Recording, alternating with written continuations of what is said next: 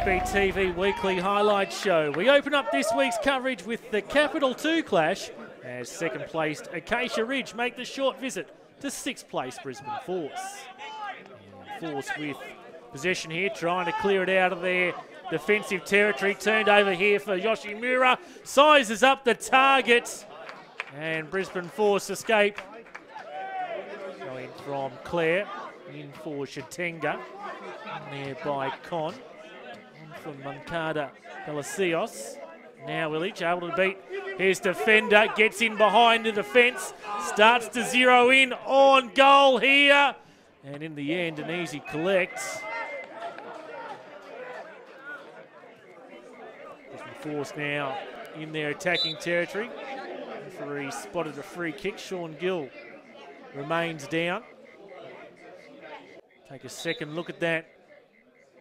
Gill goes in for the ball, and in there too is Marko Simonovic. Gill will be forced to leave the field to receive some more attention. Now Acacia Ridge finding their way into the box. Had to be desperate and brave there, the keeper, in making that save. Clear with the ball in towards the 18-yard line. And Shatenga forces the save out of Samadzija. Sharp touch on it, was cleared off the line. Referee's whistle has been blown. So, had the ball crossed the line, or was there an offside call? In fact, the goal has been scored by Brisbane Force. Let's take a second look at that. Let's see if we can spot it. Looks to have crossed the line there. It's an own goal that has been recorded. So Brisbane Force have taken the lead here.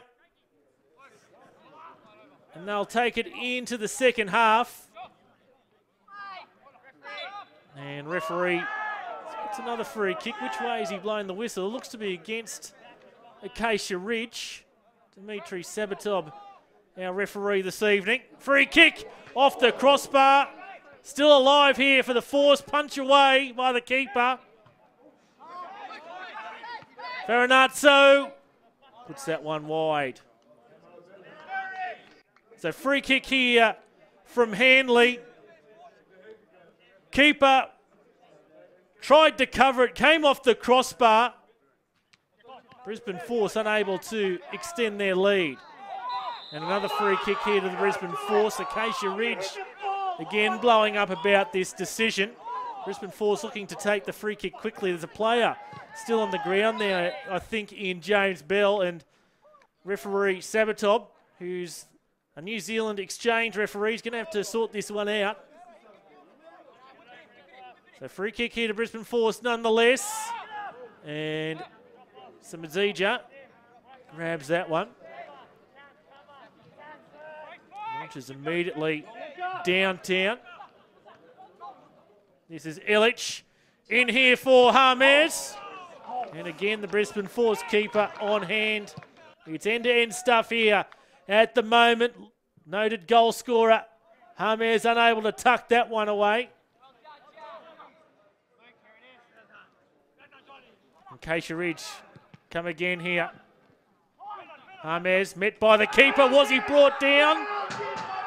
No, says the referee, who's in close proximity. Shouts of complaints once again from the supporters. Handball blown, and now the free kick will be blown. Let's see.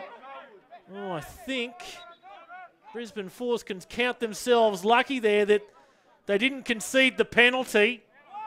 I think Acacia Ridge had just cause to appeal for that one. Meanwhile, Shatenga trying to get around Zirahovic. Shatenga puts the Force 2-0 ahead midway through the second half.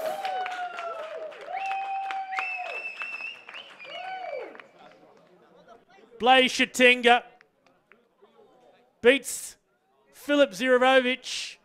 Then off the left foot, grass burner along the ground. Samadzija can't get to it. And it's a 2-0 lead to the home side. Get a bit willing here in the late stages. Looks to be a yellow card being produced here for Johnny Moncada Palacios. Obviously something he said. Looks to be the numberless James Bell. Free kick in. And that one blazed over the bar. So just over a quarter of an hour to play. And still getting a bit scrappy here. Referee needs to keep a bottle on this. Both players have been shown the yellow card. They're both number 4s. Luke Farinazzo, the Brisbane Force player coach, and for Acacia Ridge, Marko Simonovic. So can Acacia Ridge get back into this one in the final 10 minutes? Illich having looking to something to say about that. And again off the crossbar. Luka Illich able to beat the keeper, but just off the top of the crossbar that time round. Here's Shatenga. On for Vetalago. Again, shouts of a penalty. Again, the referee waves those away. We'll get another look at that. I think Polishaw's contact was pretty clean that time round. So corner variation here for Acacia Ridge. Into stoppage time. James, can he find a way through here? Trying to dance on the ball. Loses out in the end. And the referee blows the full-time whistle. Brisbane Force claim this one against Acacia Ridge, 2-0.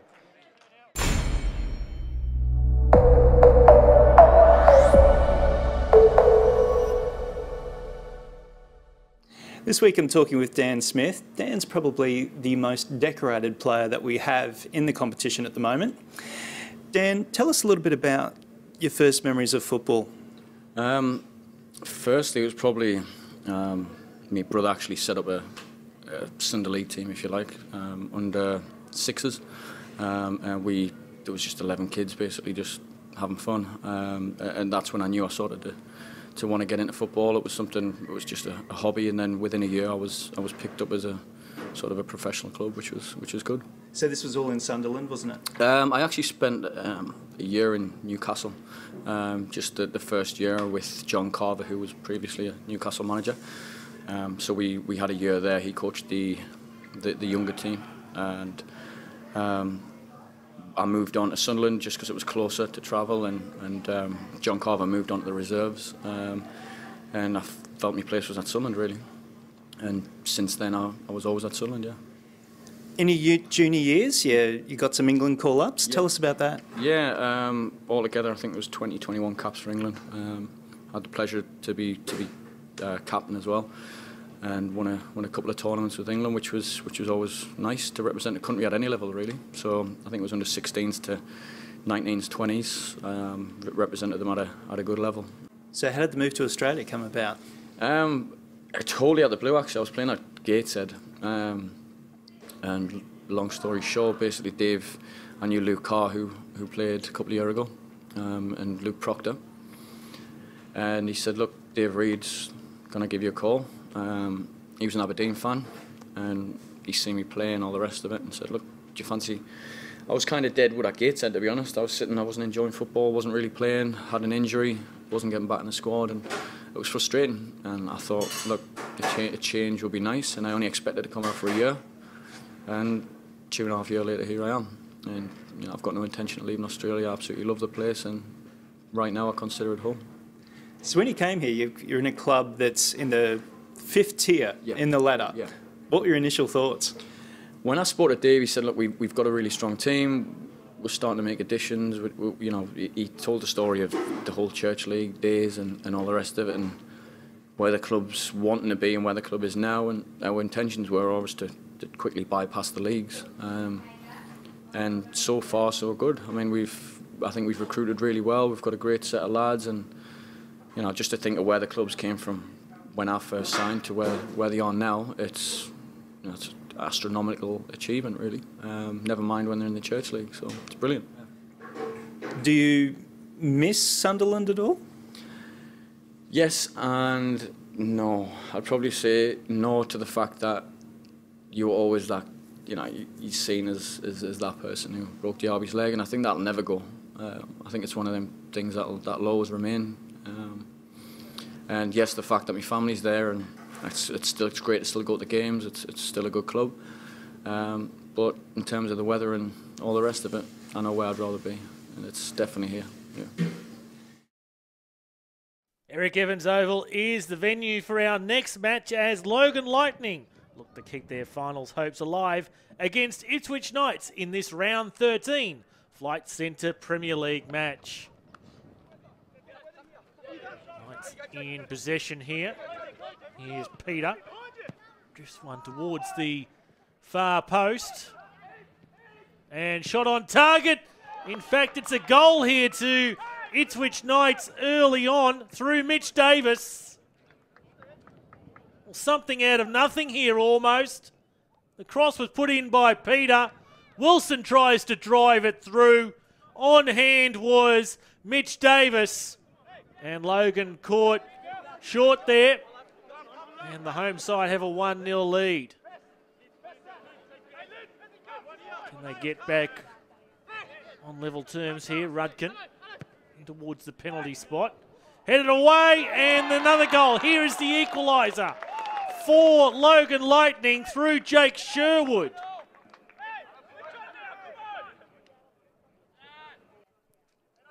Well, Rudkin's cross in towards the penalty spot. Sherwood spots it first time. Baker diving to his left, can't get to it. And early doors here, it's 1-1. Logan throw in comes down the line. They'll earn themselves another one here. Josh Sherwood down the left side there. And again, Logan in dangerous attacking territory. And Davis is beaten once more. And this time, it's the other Sherwood brother. It's Josh who puts Logan ahead on the 20-minute mark. Deflected away there by the defender. Brown tries to get to it. Sherwood from just inside the D. Once again, Baker diving. Can't get to it. And Croyd's is cool as a cucumber. These sunglasses looking into the western afternoon sun. Meanwhile, Josh Sherwood has gone down injured here and just receiving some attention.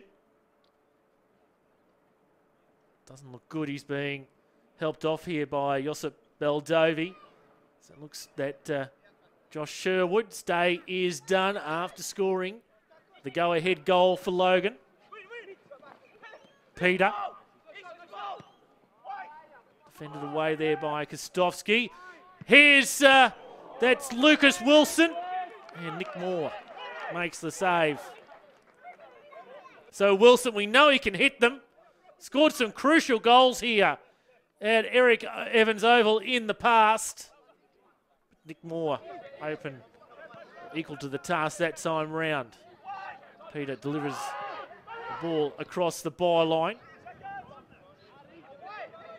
Distance shot there. Moore fumbles first attempt. Get it second time round. So free kick here to Logan in the 5-minute period before half time. Here's Brown, tries to steer it through the pack. Just wide. So Logan have taken the 2-1 lead as we pick up the action midway through the second half. Davis just holds it up momentarily.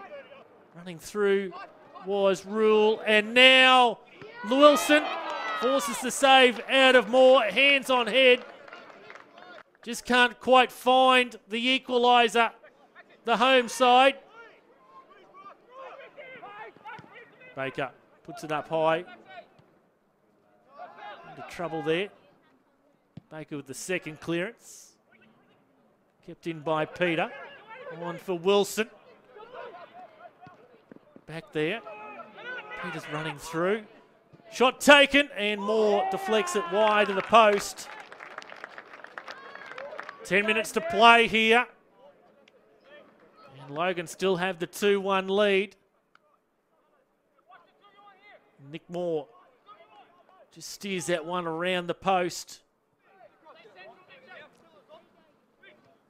So time running out here for the home side to get something out of this match. Gourlay on here for Jake Sherwood, and the assistant's flag is up for offside. Free kick taken, driven deep in towards the box. Kakamoto. And was that goal scored? Tommy Torshock is claiming it's a handball, but Andy Butler has been credited with the goal. And you can see Lucas Wilson actually pointing to the arm there. So let's look at that. Oh, Andy Butler, you cheeky boy. Cheeky, cheeky, cheeky. Second look at that on the replay over Moore. And Maradona would be proud of that effort. Andy Butler, you've snuck one away there. So 2-2. They can find a late goal. Of course, they did it against Albany Creek in round one, the Ipswich Knights. And then Butler's on hand to clear away. Desperate last clearance.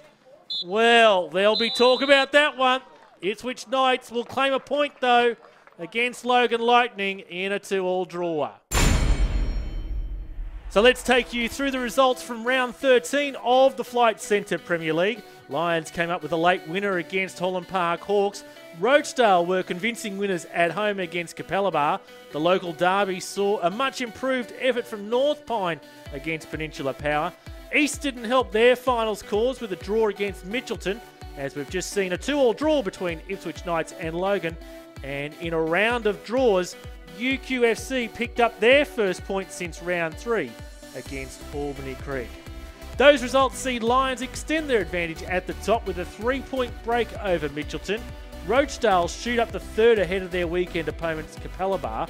Also on 22 points though are Peninsula and Holland Park, while Logan Lightning, East and Albany Creek are starting to lose touch of a finals berth. The club championship table and a familiar theme up top, with Lions still leading the way. Rochedale move into second. Meanwhile, down the bottom, it's all in the red for UQFC and North Pine. Capital League 1 new coach Mark Dykeman has recorded his first win at Wolves as they defeated Taringa. Top 4 aspirants North Star and Southside Eagles played out a 0-0 draw. Bayside and Grange Thistle recorded comprehensive victories. Mount Gravatt came close to their elusive first win against Souths, while Moggle prevailed in the late game.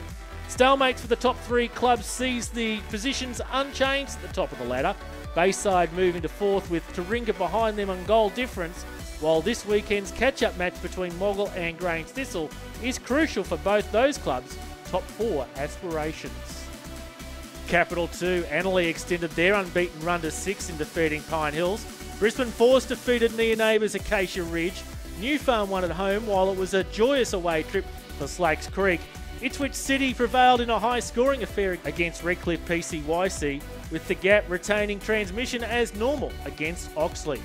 It's looking like the Gap's premiership to lose, with a massive 8-point advantage on top of the table over their nearest rivals Acacia Ridge and Annerley. Western Spirit, Brisbane Force and Oxley look in a tight race for the 4th final spot. Capital 3 AC Carinas and Virginia's match was postponed due to lighting issues. Tarragindi won at Maroondah. Barden Latrobe helped their hopes of avoiding relegation while increasingly consigning Bridge Hills to that fate. Clairvaux and Westside played out a scoreless draw, while Jimboomba and Toowong prevailed on their long away trips. So the weekend off for Virginia sees Toowong take top position, and with Tarragindi in 3rd spot, those clubs seem assured of finals action, with a race for the 4th spot to be hotly contested, with only Ridge Hills seemingly out of that race at the moment. Capital Force and George Willawong and Greenbank was another game affected by power issues. Logan Village won the derby. North Brisbane defeated Brighton. Caboolture got over Deception Bay for the 2nd time this year, while Bethania and Logan Metro claimed tight wins. Samford had the bye. Caboolture and St George Willawong remain the only undefeated teams in the competition and in the box seat for promotion. Samford and Bethania, though, will have something to say about that. Mount Franklin Women's Premier League, just the 3 games over the weekend in a split round with Annerley and Pine Hills 2-1 winners. And in somewhat of a surprise, lowly UQFC picked up a point against last year's premiers Logan Lightning. So despite not playing on the weekend, Mitchelton continue to lead the way. Peninsula are in second with Pine Hills moving into third and Annerley fourth. A gap developing back to the rest of the chasing pack. So no highlight show for you next weekend. We've got bigger things to look forward to. It's Westfield FFA Cup Round 7 action in the Friday night match. Will it be Redlands or Rochedale that make the final 32 for the first time? While in the other match, which former National Soccer League club will make it to the national stage again? With the heavyweights, Lions and Brisbane Strikers going round, we'll have extended feature game highlights of both of those not to be missed matches.